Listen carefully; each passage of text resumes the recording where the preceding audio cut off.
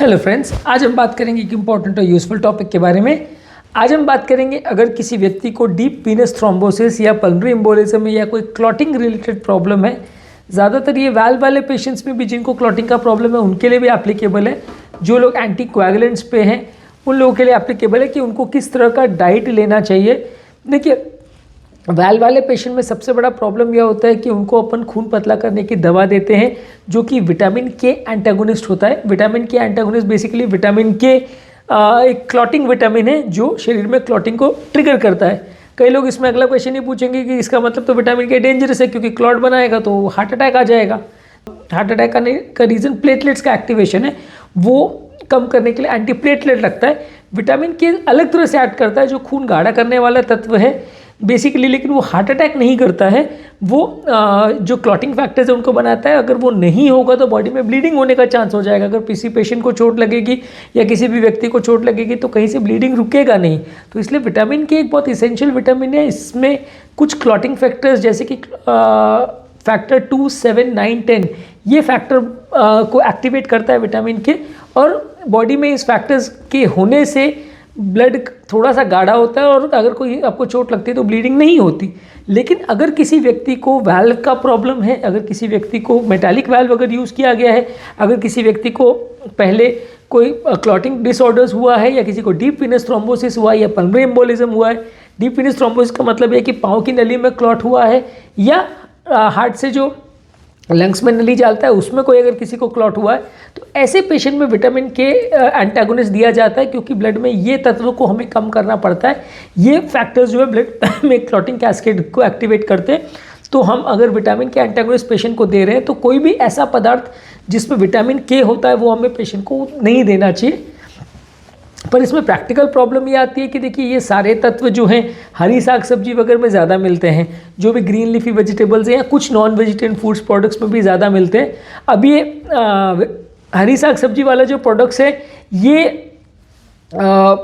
पूरी तरह से अगर हम बंद कर देते तो पेशेंट को न्यूट्रिशनल डेफिशिएंसी भी होना चालू हो जाएगी, क्योंकि ये वैसे तो काफ़ी हेल्दी चीज़ है। हाँ, इसमें विटामिन के ज़रूर है लेकिन अदरवाइज़ बहुत ज़्यादा प्रोटीन का, बहुत ज़्यादा फाइबर का, बहुत ज़्यादा अलग दूसरे तरह के विटामिन का, विटामिन बी वगैरह का भी बहुत अच्छा सोर्स है। तो आप इन्हें पूरी तरह बंद ना करें। हम रिकमेंड करते हैं कि पेशेंट को लिमिटेड मात्रा में दें। महीने में 4 से 5 बार अगर इनको विटामिन के वाले तत्व दिए जाएँ तो ज़्यादा अच्छा है, लेकिन कैलकुलेटेड रखें। ऐसा नहीं कि किसी महीने आपने 4 बार खाया, किसी महीने में 14 बार खाया, किसी महीने में 1 बार खाया, फिर 25 बार खाया, किसी महीने में जब विंटर का महीना आ गया और हरी साग सब्जी मार्केट में ज़्यादा अवेलेबल है तो आप रोज़ बना के खा रहे हो। तो ऑब्वियसली इसमें आपका ब्लड का विटामिन की कॉन्सेंट्रेशन कभी कम कभी ज़्यादा होता रहेगा। जिस महीने आप ज़्यादा खा लेंगे उस महीने आपका विटामिन के बॉडी में ज़्यादा हो जाएगा। जिस महीने आप कम खा लेंगे उस महीने में विटामिन के कम हो जाएगा। जिस महीने ज़्यादा खाएंगे उस महीने खून गाढ़ा हो जाएगा तो क्लॉटिंग का चांस बढ़ जाएगा। जिस महीने कम खाएंगे उस समय खून पतला हो जाएगा तो ब्लीडिंग का चांस बढ़ जाएगा। तो आपको बैलेंस करके चलना है, पूरी तरह से बंद नहीं करना है। महीने में 4 से 5 दिन अगर आप इनको ले रहे हैं तो बुरा नहीं है। नेक्स्ट है कि अगर किसी को ब्लड क्लॉटिंग का टेंडेंसी है और खासकर अगर उनको हार्ट का पंप फंक्शन बहुत खराब नहीं, तो ऐसे लोग को पानी बहुत ज़्यादा मात्रा में पीना चाहिए। पानी एक तरह से ब्लड को डाइल्यूट करने का काम करता है, तो क्लॉटिंग के चांसेस को कम करता है। कई लोगों में ऐसा देखा गया है कि जब बॉडी डिहाइड्रेट हो जाती है या बॉडी का पानी बहुत ज़्यादा कम हो जाता है तो उनको क्लॉटिंग का चांसेस बढ़ जाता है, बार बार ब्लड में क्लॉट्स डेवलप हो सकते हैं। तो वैसे लोगों में अगर वो पानी ज़्यादा मात्रा में पी रहे हैं, बॉडी को डिहाइड्रेट नहीं होने दे रहे हैं, चाहे डायरेक्ट पानी पी रहे हैं या कोई सॉफ्ट ड्रिंक्स पी रहे हैं या कोई भी तरह से बेवरेजेस पी रहे हैं, लेकिन पानी पीने से ब्लड को एक तरह से डाइल्यूट होगा। हालांकि सॉफ्ट ड्रिंक और बेवरेजेस में अपने नुकसान है इसलिए हम वो बहुत ज़्यादा रिकमेंड नहीं करते, लेकिन अगर किसी भी व्यक्ति को क्लॉटिंग का प्रॉब्लम है तो उसको ज़्यादा से ज़्यादा मात्रा में पानी लेना चाहिए। इससे ब्लड डाइल्यूट होगा। एवरेज आप मान के चलिए 3-4 लीटर पर डे पानी पिए तो अच्छा है। नेक्स्ट है ऑलिव ऑयल ले सकते हैं। ऑलिव ऑयल जो है प्लेटलेट एक्टिविटी को कम करता है और एक्स्ट्रा वर्जिन ऑलिव ऑयल जो रहता है वो ब्लड के डेंजरस क्लॉट्स को भी कम करता है। इसमें कुछ फिनॉल्स होते हैं जो प्लेटलेट्स की क्लम्पिंग को भी कम करता है और क्लॉटिंग फैक्टर्स को भी कम करता है। इसीलिए अगर आप इसको फॉलो करते हो, और इवन डैश डाइट में भी रिकमेंडेड है कि अगर इसको रेगुलर बेसिस पे आप लेते हो और हेल्दी फैट्स की कैटेगरी में आता है ये, तो इसको आप ज़्यादा लेते हो तो डीप वीनस थ्रोम्बोसिस का या इस तरह के क्लॉटिंग डिसऑर्डर्स का चांस कंपेरेटिवली कम हो जाता है। नेक्स्ट इंपॉर्टेंट फूड स्टेप है आप फ्रेश वेजिटेबल्स ज़्यादा लें। मैंने विटामिन के कंटेनिंग वेजिटेबल्स के बारे में ऑलरेडी बात की कि उनको आपको लिमिटेड मात्रा में लेना है। कौन कौन से फूड स्टफ में विटामिन के होता है इसके लिए हमने एक सेपरेट वीडियो किया जो कि आप मेरे चैनल पर देख सकते हैं। विटामिन के कंटेनिंग फूड स्टफ्स पे ये अलग वीडियो है। इसके अलावा बाकी सब जो विटामिन है वो आपको ताज़ा फल सब्जी से ज़्यादा मिलेगा। तो ये विटामिन के वाले जो सब्जियां हैं यानी हरी साग सब्जी वगैरह वो तो आपको लिमिटेड मात्रा में लेना है, फिक्स मात्रा में लेना है। पर इसके अलावा बाकी साग सब्जी जो है आपको फाइबर जो ज़्यादा देती है, एंटीऑक्सीडेंट तत्व ज़्यादा देती है, वो ब्लड की क्लॉटिंग टेंडेंसी को काफ़ी कम करती हैं। तो इसको आप डायरेक्ट वे में ले सकते हैं या इनको बीन्स है, लेंटिल्स है, इस तरह की चीज़ें, दाल वगैरह है या प्रोटीन देने वाले वेजिटेबल्स को आप ज़्यादा मात्रा में ले तो डीप वेनस थ्रोम्बोसिस से इस तरह की क्लॉटिंग चांसेस कंपैरेटिवली आपके कम हो जाएंगे। कई लोग क्या है कि ये टॉपिक को डिस्कस करना इसलिए भी जरूरी है कि कई लोग क्या है इसको मान के चलते हैं कि हमको डॉक्टर ने बोला है कि विटामिन के कौन सी चीज़ों में होता है वो उसको बंद करना है, साग सब्जी बंद करना है, तो हमने सब साग सब्जी बंद कर दी। बाद में वो पेशेंट न्यूट्रिशनल डेफिशिएंसी के साथ आता है कि उसको डेफिशिएंसी डिसऑर्डर्स चालू हो जाते हैं। तो आपको साग सब्जी लेना है, इनफैक्ट ज़्यादा मात्रा में लेना है, लेकिन हरी साग सब्जी या विटामिन के वाली सब्जियों को थोड़ा कम मात्रा में लेना है या उनको फिक्स रखना है। बाकी साग सब्जी ज़्यादा लेंगे तो कोई नुकसान नहीं है, उल्टा फ़ायदा ही होगा। इसके अलावा नेक्स्ट है कि ताज़ा फल सब भी ज़्यादा लें।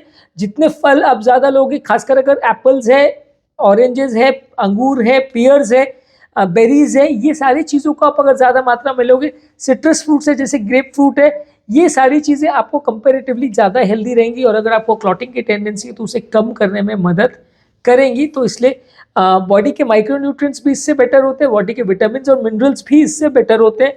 तो आपको फल ज़्यादा से ज़्यादा मात्रा में लेना है, जितना ज़्यादा लेंगे उतना हेल्दी है। इसमें भी कुछ फलों में विटामिन के ज़्यादा होता है जिसका मैंने अपने वीडियो में जिक्र किया है, तो उनको आप थोड़ा सा कम रखिए। नेक्स्ट है लीन प्रोटीन ज़्यादा लीजिए।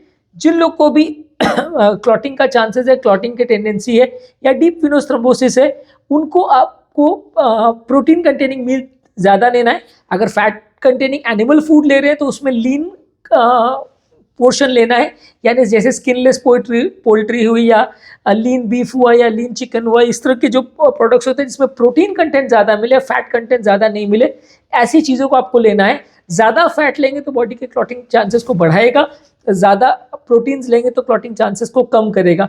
इस चीज़ों में लोग काफ़ी कंट्रोवर्सी करेंगे कि लोग कहेंगे कि यार ये तो बीमारी कोलेस्ट्रॉल रिलेटेड नहीं है, तो आप फैटी फूड्स को क्यों मना कर रहे हैं। फैटी फूड ओवरऑल भी बॉडी की क्लॉटिंग टेंडेंसीज को बढ़ाता है, इसलिए अगर कोई भी व्यक्ति जिसको किसी भी तरह का क्लॉटिंग प्रॉब्लम है, वो चाहे बीपी, शुगर, कोलेस्ट्रॉल है या इस तरह के क्लॉटिंग डिसऑर्डर्स है, डीवीटी है, एम्बोलिज्म है, सबको थोड़ा सा फल सब्जी पर ज़्यादा फोकस करना चाहिए और हाई प्रोटीन डाइट पर ज़्यादा फोकस करना चाहिए। फैटी फूड कंपैरेटिवली कम लेना चाहिए।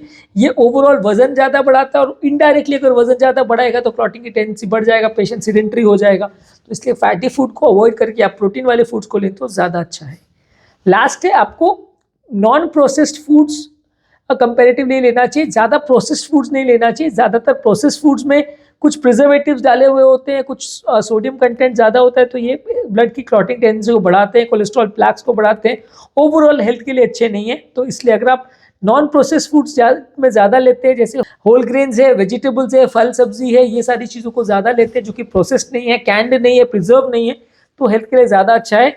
कोई भी एप्पल वगैरह या इस तरह की चीज़ को आप डायरेक्ट खाएं तो वो ज़्यादा अच्छा है, रादर देन उसको पूरा प्रोसेस्ड होकर, कैंड होकर वही चीज़ प्रिजर्व होके आए तो वो उतना ज़्यादा फायदा नहीं करेगी, उतना नुकसान करेगा। जितना ज़्यादा नेचुरल या अनप्रोसेस्ड फूड रहेगा उतना वो क्लॉटिंग की टेंडेंसी को कम करेगा, जितना ज़्यादा प्रोसेस्ड फूड होगा वो नुकसान करेगा। तो आज के टॉपिक पे हमने डीप वेनस थ्रोम्बोसिस या पल्मोनरी एम्बोलिज्म या वाल्व वाले पेशेंट से संबंधित डाइट पर बात की। ये ज़्यादातर ये डाइट की जो टिप्स है वो ज़्यादातर हर वाल्व वाले पेशेंट्स में या जिस भी पेशेंट को ब्लड थिनिंग मेडिकेशन चल रही है, एंटीकोएगुलेंट्स चल रही है, उनके लिए एप्लीकेबल है। और ओवरऑल जिनको एंटीप्लेटलेट भी चल रही है उनके लिए भी ये हेल्दी है, क्योंकि वो लोग भी अगर इस तरह की चीज़ों को फॉलो करें तो नुकसान नहीं है। हालांकि जो लोग को हार्ट अटैक है उनको हरी साग सब्जी का भी कोई मनाही नहीं है, वो विटामिन के रिलेटेड प्रॉब्लम नहीं है, इसलिए आप ज़्यादा हरी साग सब्जी भी अगर हार्ट अटैक वाले पेशेंट को देंगे तो उल्टा फ़ायदा ही करेगा, नुकसान नहीं करेगा। लेकिन जो एंटीकोएगुलेंट्स पे होते हैं उसमें ये विटामिन के का थोड़ा चक्कर आता है, तो उसमें आपको ज़्यादा ध्यान रखने की ज़रूरत है। तो आज के टॉपिक में हमने बात की कौन कौन से फूड स्टफ आपको अगर क्लॉटिंग का प्रॉब्लम है या क्लॉटिंग कम करने की मेडिसिन दी गई तो उस पेशेंट्स में लेना चाहिए, जैसे कि pulmonary embolism, deep venous thrombosis और वाल्व वाले पेशेंट में। यदि इस टॉपिक को संबंधित आपकी कोई कमेंट्स, क्वेरी, सजेशन है, कोई और टॉपिक्स पर आप चाहते हैं वीडियोज़ बनाएं, कोई पेशेंट रिलेटेड क्वेरीज है तो नीचे कमेंट सेक्शन में उनके बारे में बताइए, हम उन्हें कवर करने का प्रयास करेंगे। अंत में मैं डॉक्टर नवीन अग्रवाल तहे दिल से आपका शुक्रिया अदा करूंगा कि आपने इस टॉपिक को एंड तक देखा। जो लोग हमारे चैनल पे नए हैं उन्हें रिक्वेस्ट करूंगा कि चैनल को सब्सक्राइब करें। ऐसा करने से चैनल को कंटिन्यू करने के लिए हमें मोटिवेशन और इंस्पिरेशन मिलती है और आपको जब भी हम नया कंटेंट अपलोड करते हैं उसका नोटिफिकेशन मिल जाता है, आप उस वीडियो को तुरंत देख सकते हैं। जो लोग ये सारा कंटेंट को बहुत ज़्यादा डिटेल में नहीं देखना चाहते हैं उनके लिए रेगुलर बेसिस पे हम यूट्यूब शॉर्ट्स अपलोड कर रहे हैं। आप उन यूट्यूब शॉर्ट्स का बेनिफिट ले सकते हैं। हमारे सारे चैनल्स पर प्लेलिस्ट में वो डिवाइडेड है। BP, sugar, cholesterol, heart attack, ये सारे प्लेलिस्ट हमारे चैनल पे हैं। स्पेसिफिक प्लेलिस्ट पे आप जाइए, जिसमें आपको इंटरेस्ट है उसे क्लिक करेंगे तो आपको ज़्यादा रेलेवेंट वीडियोज़ मिलेगा, ज़्यादा ढूंढना नहीं पड़ेगा।